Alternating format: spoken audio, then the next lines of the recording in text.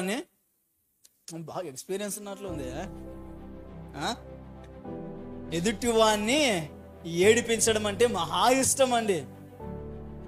ఈడు ఏడుస్తూ ఉంటాడు, నేను ఒకరిని ఏడిస్తే బాగుండదు, నాతో పాటు ఇంకొక 5 మందిని ఏడిపించాలని పక్కనోన్ని కూడా ఏడిపించడంలో ఉన్నంత ఇష్టము తన కన్నీళ్లు తుడుచుకోవాలనే దాని మీద ఉండదు.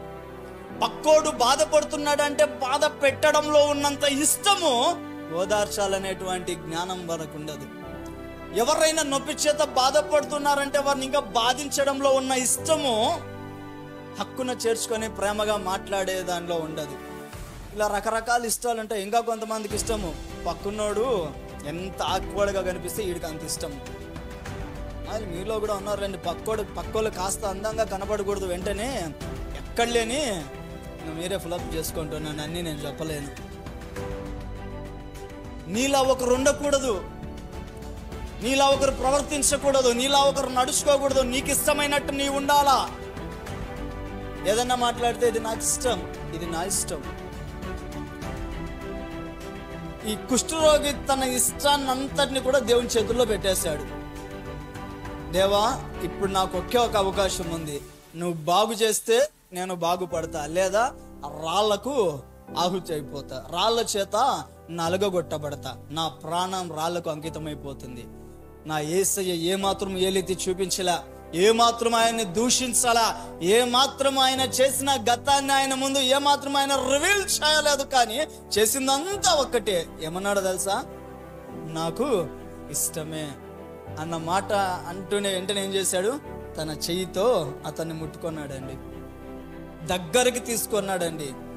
ఎక్కడ అంత దూరంలో ఉన్న వ్యక్తి చెయ్యి చాచి దగ్గరకు తీసుకొని భుజాల మీద చెయ్యేసి తల మీద చెయ్యి వేసి తన గడ్డ మీద ఇలా చెయ్యి పెట్టి, నాకు ఇష్టమే, నువ్వు శుద్ధుడవు కమ్ము అన్న వెంటనే ఏమైందండి? అక్కడ ఒకసారి చదవండి, ఏమనుంది? నుండి ఎదురు చూస్తున్నాడు, ఎన్నేళ్ల నుండి ఆశతో ఉన్నాడండి. అక్కడ ఎన్ని ఏళ్ల నుండి కుటుంబానికి దూరంగా ఉన్నాడు, ఎన్ని ఏళ్ల నుండి సమాజానికి దూరంగా ఉన్నాడు. ఇక యేసు ప్రభుల వారు కొండ మీద ప్రసంగం దాదాపుగా 4 రోజుల పాటు ఆయన ప్రసంగం ప్రారంభించినప్పటి నుండి వింటూ వింటూ వింటూ ఉన్నటువంటి ఆ వ్యక్తి జీవితంలో మార్పు ఎంతసేపు పట్టిందండి? ఎంతసేపు పట్టిందండి? తక్షణమే, ఇమీడియట్లీ. రేపటికి వాయిదా పడలా, అరగంటకు వాయిదా పడలా. నేటి దినాల్లో సంఘంలో వాక్యాలు వింటూ ఉన్నాం, కానీ ఇంకా మనలో మార్పు రావట్లే. దేవా నీకు స్తోత్రం అంటూ ఉన్నాం, కానీ ఇంకా మన పాత జీవితాన్ని విడిచిపెట్టట్లేదు. దేవా నీవు లేకపోతే నేను లేను అంటున్నాం, కానీ బయటకు వెళ్ళేటప్పుడే యేసుప్రభుని ఇక్కడ పెట్టేసి వెళ్తున్నాం. దేవా బాయ్ బాయ్, మళ్ళీ కలుద్దామని చెప్పాను. ఇంత మన జీవితం అంతా కూడా ఒకే విధంగా ఉంటూ, ఒకే బాధలే పడుతూ, ఒకే కష్టాలే అనుభవిస్తూ, ఒకే రోగాన్ని అనుభవిస్తూ ఇంకెన్నాళ్ళు ఇలాగా? ఇంకా మన జీవితాల్లో మార్పు రాలేదు అంటే కారణం ఏంటో తెలుసా? ఇంకా మన ఇష్టానుసారంగా మనం బ్రతుకుతున్నామని, దేవుని ఇష్టానికి ఇంకా అవకాశాన్ని ఇవ్వలేదని. ఒక్కసారి ఆయన ఇష్టానికి అవకాశం ఇచ్చి చూడండి, నెలలు తరబడి జరగాల్సినటువంటి ప్రమోషన్లు ఒక రోజులో జరిగిపోతాయి.